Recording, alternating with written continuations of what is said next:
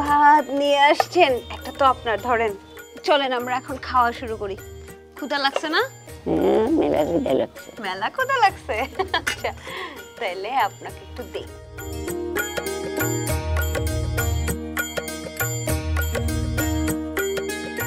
তো নানি, আমাদের তো খাওয়ার সময় হয়ে গেল না?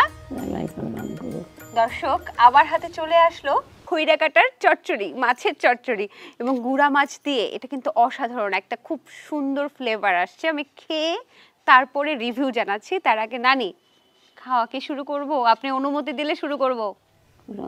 করব? আচ্ছা আপনিও শুরু করেন। হ্যাঁ,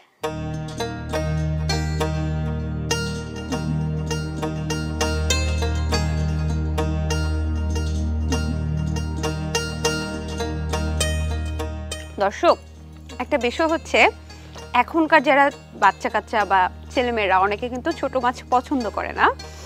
সত্যি কথা বলতে আমি নিজেও কিন্তু ছোট মাছটা একটু কম পছন্দ করি, কিন্তু আজকে নানির হাতের যে এই যে চচ্চড়ি রান্না করলো, এটা কিন্তু অসাধারণ। আমার কাছে মনে হচ্ছে ছোট মাছ খেতে এত মজা, আমি তো সব সময় খাবো। তো অবশ্যই যারা বাসায় ট্রাই করেননি, অবশ্যই এইভাবে ট্রাই করবেন। এটাতে পুষ্টিগুণে যেমন সমৃদ্ধ, কারণ একটা ঔষধি গুণাগুণ সম্পন্ন কিন্তু এই গাছটা।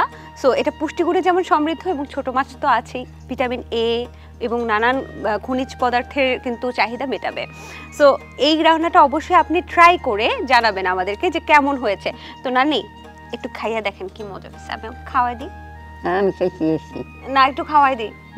আর একটু খাওয়াই দিই। আমি আরে খান না, তাহলে আমারে খাওয়াই দেন।